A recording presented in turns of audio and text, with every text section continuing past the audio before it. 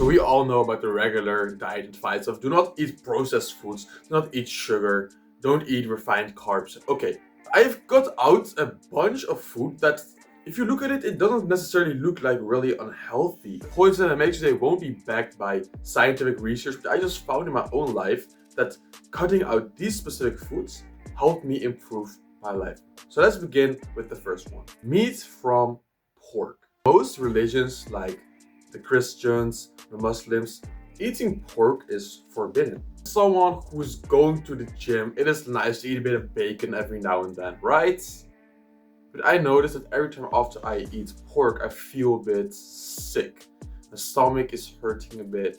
And it's only if you start researching about it that pork is literally eating every kind of garbage like shit, dead rats, whatever. Pork start eating all of that. And all unhealthy foods get converted to linoleic acid. So the linoleic acid profile in pork is higher and we consume the pork. So we also get this linoleic acid, which is more inflammatory for our body. Whenever we get inflammation, for example, acne. That is why a lot of people who eat pork get acne.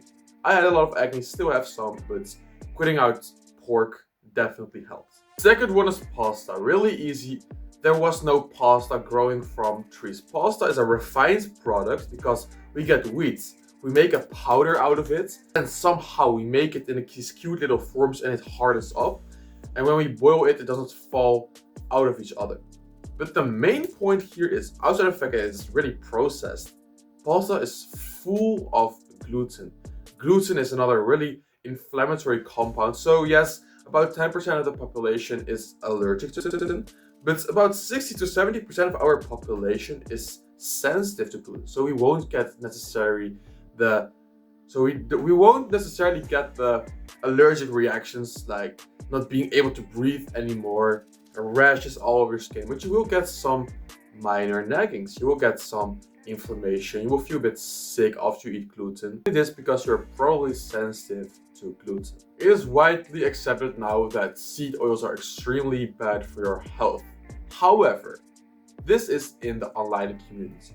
The country that I live in, the Netherlands, seed oils are basically promoted as a healthy product. It is better than butter. It's better to cook with seed oils than butter. The problem, seed oils just cut it out everything, and the only thing you can keep in are both extra virgin olive oil. Yeah, you could keep in regular olive oil. I would just say just extra virgin olive oil and then coconut oil. You're going to cook your meat with coconut oil, and extra virgin olive oil, you're just going to use it for cold ways. So maybe you eat a salad. Okay, salad is also not that healthy, but you're probably not ready for that right now. And you put extra virgin olive oil on it. That makes it a lot more healthy. It's a shame I need to say this, but the fourth one is soy products.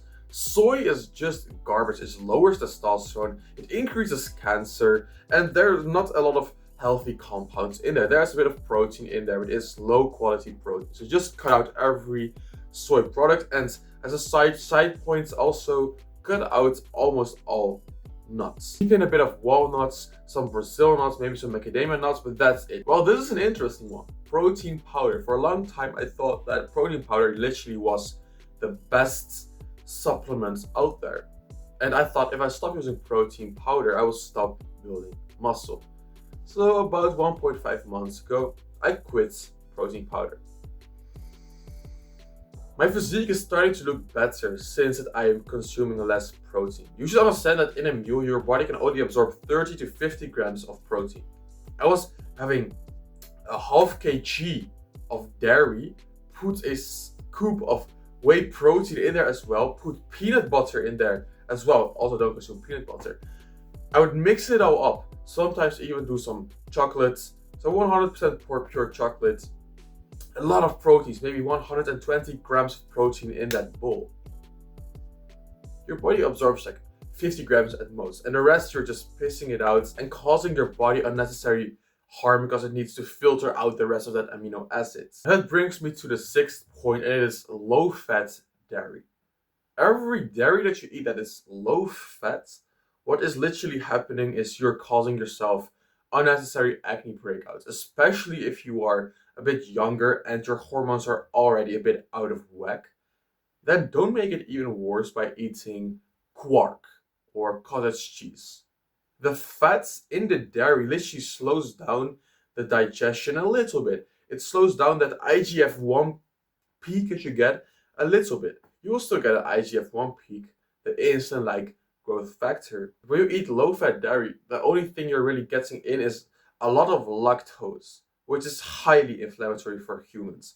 If you want to consume dairy, preferably go for dairy from sheep or goats, but it tends to be a little bit more expensive, the A2 raw dairy.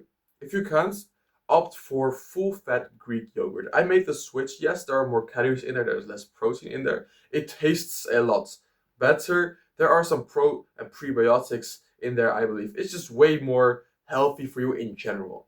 You remember, life is not just about the gym, so don't only eat foods that are high in protein. Focus on your body as a whole. So in my household, we once a week would eat beans, and it was always said it was a really healthy meal for you. But every time that I eat beans, it feels so heavy on my stomach.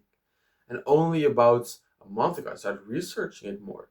And once again, beans are high in proteins. There are some minerals, healthy stuff in there. But if you look closely, you see that in beans, there are high levels of anti-nutrients, which are literally trying to kill you. Plants cannot defend themselves with teeth. So what do? They make these phytochemicals, which are hormone-like substances made by plants, which then disrupt our own hormones so that we eat less of that plant, right? It lowers our testosterone so that we have less drive to keep eating. Really specific one, granola from Holie's. So you would think, wait, what? That is really specific. Yes, all granola is bad, but Holie's has some. If you look at it, healthy granola sources with zero sugar. There are just some whole grains in there with some dark chocolate, some dried fruits. That is basically it. Really healthy, right? You don't understand that wheats in general are just not healthy for humans. If you want to eat carbs, eat fruits or eat the healthier type of wheats that do not have gluten in them, such as whole grain rice, some buckwheats, and maybe from time to time some oatmeal. Also, do not eat too much oatmeal because usually it's still contaminated with gluten. And at last, fruit juice. Especially if you buy fruit juices from a store, stop buying them. What happens when you're consuming fruit juice is you consume the sugar without the fiber in the fruit, right? The juice gets squeezed out of the fruit, but all these little seeds, most of them stay in the empty shell of the fruit. All the tasty juice gets squeezed out, and you drink, you think, oh, I'm being healthy, but basically you're just drinking like Fanta, cola. Okay, maybe there's a little bit more vitamins in there, but for the rest, your blood sugar spikes up the same. The inflammation in your body spikes up the same way as if you were drinking fizzy drinks. To leave you with a general rule of thumb, if it tastes too good to be true, it probably is. It's a bit sad to say this, but if the food that you're eating tastes really nice, it is not healthy. So for me, it really was the whole grain pasta with chicken or with ground beef. It tastes so amazing. For me, it was peanut butter with the Holie's granola with the quark. It tastes really good. For me, it is having spoons of honey. It tastes really good and it seems to be healthy, but it is not. The true healthy foods are kind of tasty. Yes, this is delayed gratification. We are going to eat a little bit less tasty healthy foods so that we can actually get the benefit of the healthy foods, because a lot of the healthy foods that gets sold nowadays are not that healthy for your body, especially the fruit juices, the nuts, the seed oils. They are a scam. Those are some of the foods that I cut out. Keep in mind, if you're living with other people at home, this will be difficult.